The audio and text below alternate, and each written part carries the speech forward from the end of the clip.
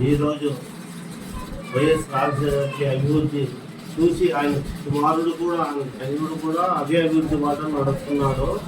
కులాలకి మతాలకి అతీతంగా ప్రజలకి అందుబాటులో ఉంటూ అన్ని విధాల సంక్షేమ పథకాలు అందిస్తూ అందరు మనసులో మన్ననాలు పొంది రాబోయే దినాల్లో ఇంకా మళ్ళా ఇంకొకసారి సీఎం అయి తీరని ఇంకా ప్రజలకు ఇంకా చేసే సంక్షేమ పథకాలు ఇంకా కొన్ని బ్యాలెన్స్ ఉన్నాయి, అవి కూడా చేస్తారని నమ్మకంతో రాబోయే దినాల్లో అన్ని కులాలకి జగన్మోహన్ రెడ్డి మరియు మన ఎమ్మెల్యే స్థానిక ఎమ్మెల్యే గారు మన మైనార్టీలకి, బీసీలకి, ఎస్టీలకి అన్ని కులాలకి అతీతంగా ఉంది. ఆయనకి మనసులో ప్రజల మనసుల్లో దీపంలో వెలుగుతున్నాడు. కాబట్టి అలాంటి నాయకుడికి మనం ఎన్నుకోవాలా. మేము పొరపాటున పోయి అక్కడ ఏదో అభివృద్ధి చేస్తారని చెప్పి పొరపాటున పోయినాము. అది మళ్ళీ మా పొరపాటు తెలుసుకొని మళ్ళీ మా ఇంటికి మేము వచ్చినాము.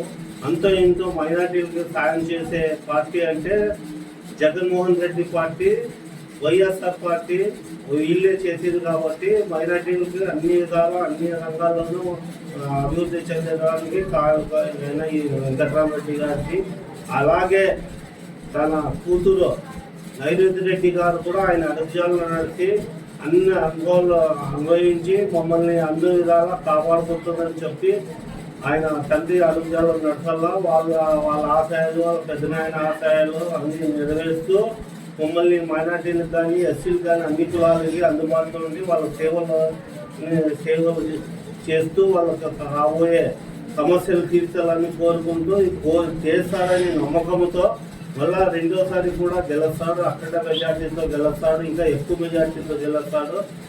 రాబోయే దినాల్లో ఎన్నికల్లో గెలిచి మనం చట్టా చూపిస్తాము. మనం అంతా అందుబాటులో ఉంటాం. కాబట్టి నైరుతి రెడ్డి గారికి, మంజునాథ్ రెడ్డి గారికి, ఎమ్మెల్యే గారికి వాళ్ళకి విన్నపం ఏమంటే మైనార్టీలకి అన్ని విధాలు అందుబాటులో ఉండాలని కోరుకుంటూ మళ్ళీ అన్ని వర్గాలకి ఉండాలని కోరుకుంటూ మేము ఆశిస్తూ ఈ పార్టీలో చేరినాము. వాళ్ళకి సాయశక్తుల కృషి చేసి గెలుపుకు సాయం చేస్తామని కోరుకుంటున్నాం. ఈ అవకాశం ఇచ్చిన నైరుతి గారికి, మామూలు గారికి కృతజ్ఞతలు తెలుపుతున్న రెడ్డి శంకర్రెడ్డి గారికి, తిమ్మారెడ్డి గారికి ప్రత్యేకంగా ధన్యవాదాలు తెలుపుతూ ఈ అవకాశం సద్వినియోగం చేసుకుంటామని మనం చేస్తున్నాం.